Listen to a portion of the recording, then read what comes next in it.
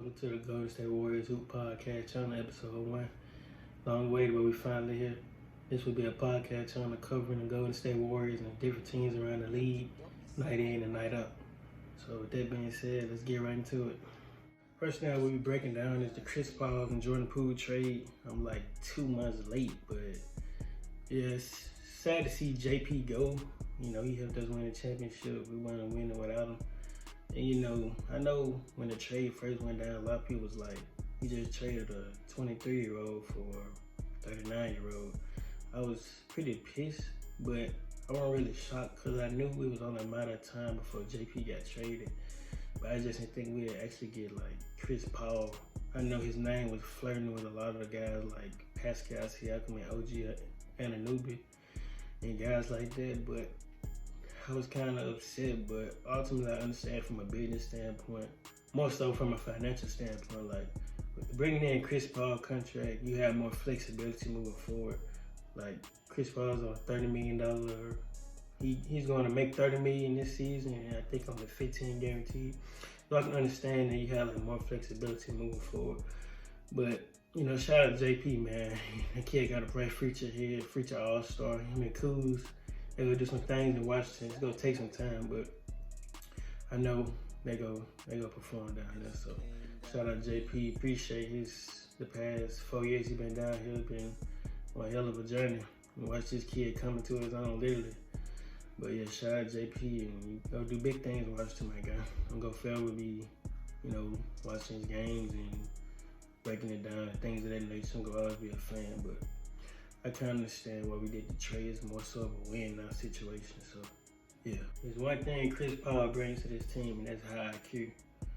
The Suns ranked 3rd in assist-to-turnover ratio last season. He ranked 4th alone.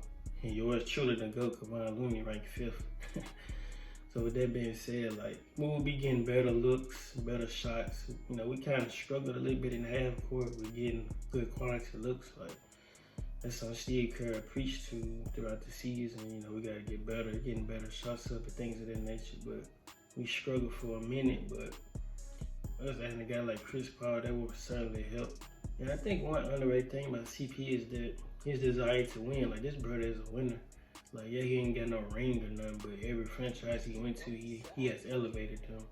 I mean, you go back to the Pelican days, Clipper days, the Rocket days, the Suns, like, he made all those guys better in each and every aspect of ways. So can't take that away from him. The guy's a true winner.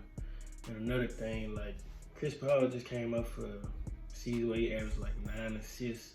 So he'll fit perfectly with us, the way we run things. I can't speak too much because I don't know what role he will be playing, but me personally, I'm hoping he'll be off the bench. More so because I know it helped the young guys like a JK and a Moody. It'll truly help elevate those guys' game to another level. Going back to when I said that Chris Paul averaged 9 assists a game, he will for certain help us. The Dubs average 16 turnovers a game. That is terrible. They ranked 29 in the league. That is horrible. That is horrible. But one thing I know about the Golden State Warriors is that they are truly banking on a year 3 Moses Moody and JK leap, just like I am. I feel like JK would love playing with CP. He would get more easier looks, diving to the rim, being a loud threat, just cutting to the rim and things like that nature, setting great screens. But I truly believe Chris Paul can unlock JK more ways than we ever could. So with that being said, with JK, I feel like this year he'll get more consistent minutes. Same thing with Moses. JK just got to be a better rebounder, getting better contested rebounder. It's not just about, you know, rebounding. You gotta, especially when the Warriors go small, you know, you got to be dedicated to rebounding. You know, with Draymond at the 5 and him at the 4, you have to rebound. But on the offensive end, I feel like Chris Paul can really unlock him. And with Moses, I feel like Steve Kerr would truly have a hard time taking him off the court. Like, if you go back to the playoffs, Moses would helped us win some games. And, you know, it's kind of crazy. You're talking about a guy who rarely played in the regular season, but in the playoffs, he stepped up. So I feel like if he get consistent minutes this upcoming season, Steve Kerr most definitely have troubles taking him off the court because Moses Moody is just one of those guys who he does pretty much everything right.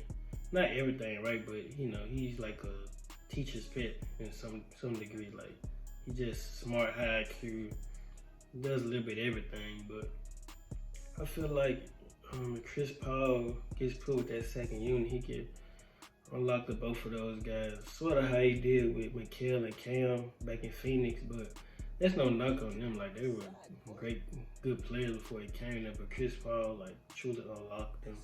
They got better looks and things of that nature. The thing with JK is that if you go back to December of 2022, JK started locking up defensively. Full court pressing, getting after it on defense. Like, he knew that if he wanted to get on the court, he had to get after on defense. Especially playing in the Steve Kerr system. You can do this on offense, but what's your defense look like? And he really proved that. And I feel like if he would become a better rebounder this season, Steve Kerr would for certain have to make a tough decision, whether it's playing him or Loon or Draymond, like who gonna be the odd man out. But I feel like this year is JK year. I feel like it's long overdue. It's JK year for sure. But with that being said, let's jump into the free off-season signings we did. And I spoke on the trade already, but thus far we drafted Pods and we drafted Trace Jackson Davis. Nice solid additions. I feel like I don't just think they'll contribute to us this season, but in the long run, you'll see how it pan out. I know a lot of people kind of said that the Warriors passed up on Cam Whitmore, but you kind of think like, will he really be a Steve Kerr type of guy? How he fit into the system? So you got to ask yourself with Pods. Pods has high IQ. Like, one thing, he struggled in the summer league, but his decision making was second to none. Like, this kid gets it.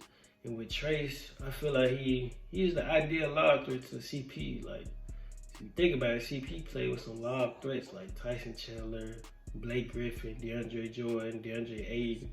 He played with some real deal lob threats, so he can maybe squeeze some minutes in here and there, depending on injuries, but only time will tell. But also, I love the addition of us adding Dario. I feel like if Dario played with us, well, he was on our team in the Lakers series, we probably could have won. The reason I say this is because with Draymond and Looney, like, they both non-scoring threats, honestly. Like, Draymond can shoot the ball here and there, but if you go small, you put Draymond at the 5 and Dario at the 4. I feel like the spacing would have been better opposed to a JaMychal Green. This is no knock on J. Mike. Like, I fuck with J. Mike, but Dario just bring a different skill set, especially from a high IQ standpoint on both ends. He can hold his own, say better rebounder, better passer, better shooter. So if we would have had Dario, we probably would have won the series, but that's a conversation for another day. But I love that addition. And we also brought in Corey Joseph. I know a lot of people was kind of mad we signed another guard, but this season there's gonna be a lot of load management between Steph and CP. So you have to have somebody else to run the one besides Pods. And we signed Lester to it too. I was happy about that. Made me killing it all summer. But with Corey Joseph, he also one of those guys who don't really turn the ball over. So that's something the Warriors have pretty much fixed. We ranked 29 last season, and this season I don't see that being here. So you add high IQ guys and see where they go. But for sure, if I had to give it a grade, I'd see like a B+, A- maybe. You still got 2 more roster spots, but those 2 roster spots really don't impact our season. Like, so. But yeah, shout out to Mike. He been cooking for real. Yeah, but that's it for me, man. I just want to touch on 3 topics. My Warriors with the JP and the Chris Paul trade, the year 3 Moses and JK Leap and the off-season additions. Make sure you tap in for weekly episodes here at the Golden State Warriors Hoop Podcast. Hit that like button, hit that sub button, and comment something positive. Until next time, episode 2, we out. Dub Nation, lock in. Lights out.